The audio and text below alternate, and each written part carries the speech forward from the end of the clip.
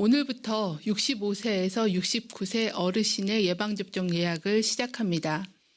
지난주 목요일부터 예약이 시작된 70세에서 74세 어르신은 현재 59만여 분께서 예약을 마치셨고, 아직 예약하지 못하신 분들도 6월 3일까지는 계속해서 예약을 할 수 있으니 가족들께서는 꼭 예약을 챙겨주시기를 부탁을 드립니다. 또한 거주지에 관계없이 전국의 예방접종 의료기관 어느 곳이나 선택해서 예약하실 수 있으니 더 편리한 곳, 더 가까운 곳을 택해서 예약하여 접종을 받아주시기를 바랍니다. 예방접종 후 이상 반응에 대한 진료비 지원에 대해서 설명을 드리도록 하겠습니다. 코로나19 예방접종 후에 이상 반응이 발생하였으나 인과성에 대한 근거 자료가 부족해서 보상에서 제외되었던 중증 환자에 대한 의료비 지원 사업을 한시적으로 신설하겠습니다.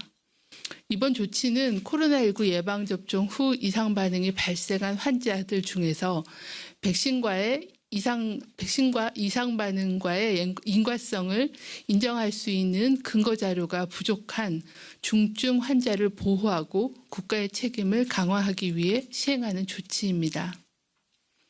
이번 사업은 코로나19 예방접종 후 중환자실 입원 치료나 또는 이에 준하는 중증 질병이 발생하였으나 피해조사반 그리고 피해보상 전문위원회 심의 결과 인과성 인정을 위한 근거 자료가 불충분해 피해보상에서 제외된 환자를 대상으로 합니다.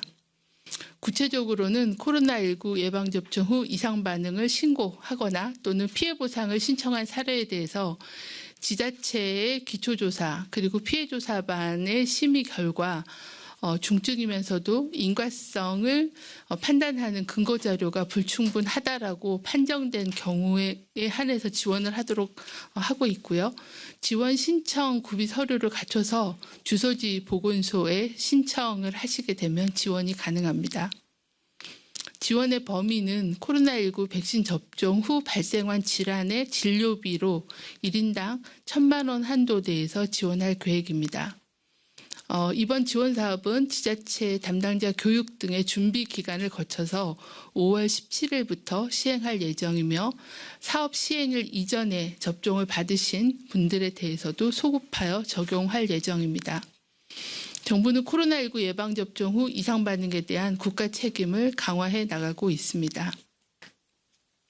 2021년 코로나19 예방접종에 한해서 예방접종 국가보상제도 신청 기준을 기존의 본인부담금 30만 원 이상에서 전액으로 30만 원 미만까지 포함한 전액으로 확대해서 적용하고 있고, 또한 보상 범위를 중증에서 경증까지 확대해서 소액 심의 절차를 마련하는 한편 제출 서류도 간소화하여 운영하고 있습니다. 또한 신속하게 피해 보상을 하기 위해서 과거에는 분기별로 한 번 운영하였던 피해 보상 전문위원회도 월 1회 이상 개최해서 최대한 신속하게 보상이 이루어질 수 있도록 노력하고 있습니다. 인과성 평가 및 피해 보상 심의 결과에 대해서도 개인정보보호법이 허용하는 범위 내에서 최대한 안내하고, 국민들이 불안해하시는 이상 반응에 대해서는 더욱 정확한 정보를 제공하고 투명한 소통을 이어나가도록 하겠습니다. 다음으로는 현재까지 신고된 이상 반응 의심 사례에 대한 주간 분석 결과에 대해서 설명을 드리겠습니다. 5월 2일부터 8일까지 지난주 한 주간 이상 반응 의심 신고율은 0.1%였습니다. 여성이 0.8%, 남성이 0.4%로 좀 더 여성에서 발생 비율이 좀 높았으며, 연령별로는 18세에서 29세가 3.6%로 가장 높았고 75세 이상 연령대에서는 0.2%로 가장 낮았습니다. 예방접종 추진단은 이상 반응 사례와 관련해서 혈소판 감소성 혈전증에 대해서 의료기관이 조기에 인지하고 신속하게 치료를 할 수 있도록 5월 3일부터는 건강보험 심사평가원이 사용하고 있는 DUR이라는 의약품 안전사용 서비스의 예방접종력 정보를 의료기관에 제공해서 의료기관이 신속하게 의심하고 진단하고 치료할 수 있도록 지원하고 있습니다. 다음은 예방접종 피해조사반의 인과성을 심의한 결과에 대해서 말씀을 드리겠습니다. 현재까지 총 11차례의 예방접종 피해조사반 회의가 진행돼서 사망 사례 79건, 중증 사례 77건에 대해서 심의를 하였습니다. 그중 이상 반응과 백신 접종 간의 인과성이 인정된 사례는 2건이었습니다. 이번 11차 피해조사반 회의에서는 재심의 사례 2건과 신규 사례 32건에 대한 심의가 있었습니다. 재심의 사망 사례는 지난 3월 12일 2차 조사반 회의에서 심의하였던 사례입니다. 부검이 진행돼서 판정이 보류되었던 사례로서 부검 소견상 사인은 급성 심근경색으로 판단하였으며 피해조사반은 이를 부검 결과를 참고해서 사인을 급성 심근경색증으로 판단하고 예방접종과의 인과성은 인정하기 어려운 것으로 최종 평가하였습니다. 재심의 중증 사례는 지난 4월 23일 6차 회의에서 심의하였던 사례입니다. 임상 경과와 영상의학 검사를 최종 종합할 필요가 있다고 판단되었으며 이후에 정보를 수집한 결과 급성 파종성 뇌척수염의 가능성이 있는 것으로 평가하였습니다. 현재까지 국내외에서는 이런 사례의 어떤 인과성을 평가할 수 있는 자료가 정보가 충분치 않다라고 평가하여 이번에 만든 그 진료비 지원 대상으로 아마 분류가 될 것으로 판단을 하고 있습니다.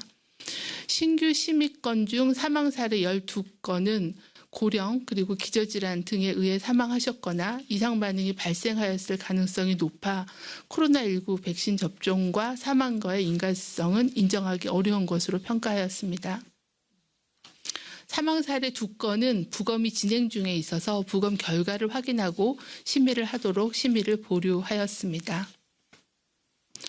네, 신규 중증 사례 20건은 코로나19 백신 접종 후에 주요 증상의 발생 시점, 또한 기저질환, 그리고 전신적인 상태, 그리고 질환 발생의 위험 요인 등을 고려할 때 백신 접종보다는 다른 요인으로 인해서 이상 반응이 발생했을 가능성이 높아 인과성을 인정하기 어려운 것으로 평가하였습니다. 지난주부터 연령별로 예방접종이 순차적으로 시작되면서 현재 질병관리청과 지자체 등의 4천여 명의 상담 직원이 배치되어 전화 예약 문의에 응대하고 있지만 일시적인 통화량 증가로 연결에 일부 지연이 발생하는 경우도 생길 수가 있습니다. 원활한 예방접종 예약을 위해서 가급적 어르신들의 자녀 등 보호자께서는 모바일과 PC 등 온라인 누리집을 통해 예방접종 예약을 해주시면 편리하게 하실 수가 있습니다. 온라인 예약은 24시간 접속이 가능하고 또 보호자가 대신 예약해 드릴 경우 보호자의 본인 인증만으로 대리 예약이 가능합니다. 온라인 예약이 어려우신 분들은 본인의 신분증과 휴대전화를 지참하고 주민센터를 가시면 별도의 시스템이나 승인 절차 없이 주민센터 담당자가 예약을 도와드릴 수 있으니 참고하시길 바랍니다. 오는 13일 목요일부터는 60세에서 64세 어르신들의 예방접종 예약도 시작되니 부모님의 연령대별 예약 일정을 살펴서 잘 챙겨봐 주시기를 당부를 드립니다. 다음으로는 필수활동 목적 출국 시 예방접종 확대 방안에 대해서 설명드리겠습니다. 그간의 국외 방문이 필요한 필수 공무 출장 그리고 중요한 경제활동 및 공익적 목적의 해외 출국자에 대해서는 방문 예정국에서 백신 접종 증명서를 요구하거나 또는 변이 바이러스 발생 국가 등 코로나19 위험이 높은 지역을 방문할 때 해당 부처의 심사와 질병관리청 승인을 거쳐서 예방접종을 시행해 왔습니다. 5월 3일부터는 공기업 그리고 공공기관, 민간 기업의 1년 이상 장기 파견, 해외 지사 주재관, 그리고 국제기구의 파견자와 동반가족까지 확대해서 예방접종을 시행하고 있습니다. 필수활동 활동 목적 출국자는 원칙적으로는 아스트라제네카 백신을 접종하고 있습니다. 다만 예외적으로 연령이 30세 미만이거나 아니면은 2차 접종까지 완료하기가 좀 불가능한 시기이거나 아니면은 변이 바이러스가 발생하는 국가를 방문하는 사람에 대해서는 화이자 백신으로 대신 접종을 시행하고 있습니다. 다음에는 코로나19 주간 발생 동향에 대해서 말씀드리겠습니다. 최근 지난 1주간에는 하루 평균 확진자가 565.3명으로 전주에 비해서 5.3% 감소하였습니다. 권역별로는 호남권, 강원권 그리고 제주권의 경우에는 유흥지점이나 공공기관 등의 집단 감염으로 인해서 권역별 환자 수가 약간 증가하였습니다. 해외 유입 확진자는 최근 1주간 하루 평균 22명으로 지난주에 비해서 8.1명 감소하였으나 전 세계적인 코로나19 유행과 특히 인도 지역에서의 증가세를 고려하면 해외 유입 및 국내 전파 위험은 여전히 높은 상황입니다. 위중증 환자와 사망자도 지난주 대비 약간 증가하였습니다. 정부는 모든 해외 입국자에 대해 14일간의 격리 조치와 PCR 음성 확인서를 제출토록 하고 있으며 변이 바이러스 유입을 차단하기 위해 인도발 해외 유입 방역을 강화하고 또 남아공이나 탄자니아 등 남아공 변이 바이러스 고위험 입국자에 대해서는 14일간 시설 격리 조치를 시행하고 있습니다. 또한 국내 확산을 차단하기 위해 변이 바이러스 집단 사례의 경우는 접촉자의 범위를 확대해서 관리하고 일상 접촉자까지도 감시 해제 전 검사를 실시하고 또 유행 지역 인근 지역까지 확대해서 공동 대응하는 등 변이 바이러스 유행 지역을 집중 관리하고 있습니다. 또한 지역사회 감염 확산을 차단하기 위해서 유증상자에 대해서는 적극적으로 검사를 안내하고 노인, 아동, 청소년, 돌봄 등 고위험 시설에 대해서는 선제검사를 확대해서 시행하고 있습니다. 또한 유행이 발생하고 있는 지역을 특별관리 지역으로 지정해서 관리 지원을 하고 있고 감염 취약시설 또는 취약사업장에 대한 관리를 지속적으로 강화해 나가겠습니다. 세계적인 코로나19 유행 상황이 지속되고 있는 가운데 국내에서도 연일 수백 명대의 신규 환자가 발생하고 있습니다. 60세 이상의 생명을 지키는 일은 매우 중요한 일입니다.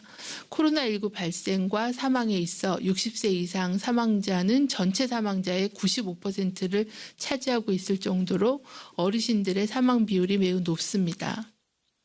반면에 예방접종을 한 번만 하더라도 60대 이상 어르신들은 86% 이상의 예방 효과가 있음이 나타났습니다. 어르신들에 대한 예방접종이 확대되었고 사전 예약이 본격적으로 시작된 만큼 가정 내에 어르신이 계신 경우 또한 멀리 떨어져 있는 부모님에 대해서도 사전 예약 기간을 확인하셔서 예방접종을 예약을 해주시기를 다시 한번 당부드립니다.